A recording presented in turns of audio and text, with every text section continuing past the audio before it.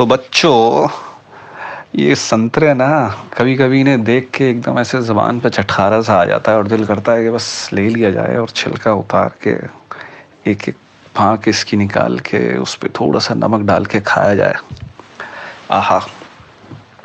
In normal संतरों के अलावा छोटे छोटे भी होते हैं और नारंगी बोलते हैं उन्हें। गमलों में भी होते हैं और बड़े दरख्त भी होते हैं। हमारी अम्मा को बहुत शौक़ था उन्हें लगाने का।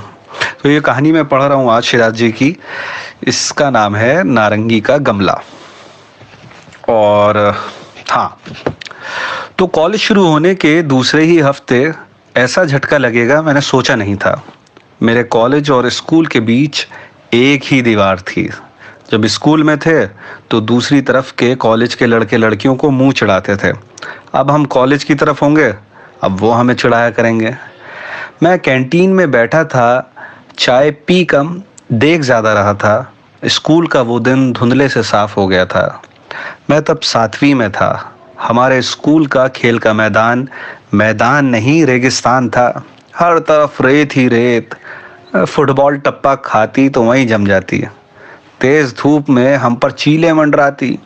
और ऐसे में प्रिंसिपल साहब ने जिस हरे मैदान का वादा किया था वो इस रेगिस्तान से और भी दूर नज़र आता था। एक दिन मैं रेगिस्तान से गुजर रहा था, खोया सा, कि अचानक पैर में कुछ लगा। मैंने झुककर उसे टटोला, हाथ से रेत हटाई तो पुरानी बित्ते भर की एक मूर्ति झांक पड़ी। एक दाईं टांग पर खड़ा आदमी 2 हाथ आगे और 2 हाथ पीछे किए खड़ा था। वो एक चक्र के बीच में था। वो मूर्ति मुझे देखी देखी सी लगी। मैं उसे छुपाकर क्लास में ले आया। क्लास में पास बैठे दोस्त के ज्योमेट्री बॉक्स पर मेरी नज़र गई। मैं बौखला गया क्योंकि उस बॉक्स के ऊपर वही नटराज की तस्वीर बनी हुई थी। रेगिस्तान में मैंने 1-2 रुपए से ज़्यादा कभी कुछ नहीं पाया था, लेकिन आज मुझे अपनी खोज पर ऐसी खुशी हो रही थी कि बता नहीं सकता था, मगर बताना भी ज़रूरी था। छुट्टी होते ही मैं घर भागा। पापा और भाई घर का सामान पैक कर रहे थे। 1-2 दिन में हम नए घर में शिफ्ट होने वाले थे ना। मैंने फौरन मुंह धोने के गुलाबी साबुन से मूर्ति को धोया, उसका रूप निखारा, भाई को बुलाया और उसके सामने मूर्ति रख दी। भाई ने पूछा, कहाँ मिली? मैं जवाब में मुस्कुराने लगा। मेरी मुस्कुराहट में भाई से हारी सारी लड़ाइयों का बदला था। मेरी कामयाबी ही मेरा इंतकाम थी। अबे बोलेगा भी? भाई ने जैसे जगह सा दिया। अब भाई ये रेगिस्तान मतलब स्कूल की फील्ड से मिली है। ये नटराज ज्योमेट्री वाली मूर्ति है, नटराज ज्योमेट्री वाली। फिर इसके पास जाकर फुसफुसाया, यानी बहुत बहुत कीमती। भाई ने मुझे देखा और खिल्ली उड़ाने के अंदाज में हंसने लगा। अबे बावले, असली थोड़ी है, ऐसी ही किसी ने बना दी होगी। अरे ऐसे ही कौन बना देगा? मैं झेल गया। भाई ने सवाल का जवाब देना जरूरी ही नहीं समझा और कंधे उचका कर चला गया, बल्कि जाते जाते बोला कि म्यूजियम में दे दो, म्यूजियम में। ओह हाँ, ये तो मैंने सोचा ही नहीं था। मजाक में ही सही, भाई की बात में दम था, पर अगले ही लम्हे डूबे खजानों और खोए नक्शों की कहानियां मुझे रह रहकर याद आने लगीं।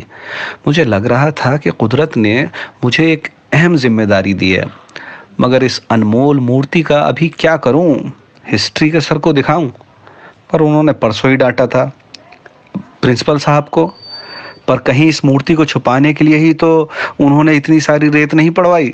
नहीं नहीं, म्यूजियम वालों को देना ही सही होगा। तब तक इसकी जिम्मेदारी मेरी है।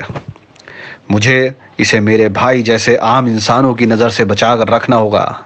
कहाँ छुपाऊं, कहाँ छुपाऊं? मेरा दिमाग चला। अम्मी घर में नहीं थी। मैं धीरे से नारंगी के गमले के पास पहुंचा और ज़रा देर बाद, मूर्ति कहाँ है ये बात सिर्फ मैं जानता था या नारंगी का गमला। अगले दिन स्कूल से वापस आया तो हमारा बिना दीवारों का घर बड़े से ट्रक में लद चुका था, मगर गमलों में सिर्फ मनी प्लांट ही दिखा। बाकी गमले कहाँ हैं? अरे बाकी को छोड़ो, नारंगी का गमला कहाँ है? पूछने पर अम्मी ने कहा, मीना आंटी को दे दिया।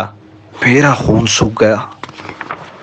वो कुछ और कहती उससे पहले ही मैं भागकर पड़ोस में गया, मगर वहां ताला लटक रहा था। अम्मी ने जब दोबारा बताया कि वो आज ही इमरजेंसी में अपने गांव गई हैं तो मेरा दिल टूट गया। अरे मेरी भोली माँ, वो गांव वाँव नहीं गई हैं। उन्हें मूर्ति का राज पता चल गया है। वो अपनी बहन के पास अमेरिका गई हैं। शायद दोनों मिलकर बेच भी देंगी। मैं दिल ही दिल उन्हें नटराज की मूर्ति के साथ देखकर रुहासा हो गया। क्या हुआ बेटे, रो नहीं। अरे नया घर भी अच्छा लगेगा, पास ही पार्क भी है। अम्मी वाकई भोली थी। मैं सिवाय सब्र के क्या कर सकता था। वक्त गुजरता गया। जब जब किसी का नटराज का ज्योमेट्री देखता, एक ठंडी सी आह भर के रह जाता। ऐसे में दोस्तों और पार्क के झूलों का बड़ा सारा सहारा रहा। आहिस्ता आहिस्ता मैं अपनी खोई मूर्ति को भूल गया, बल्कि वो मुझे कभी याद ना आती।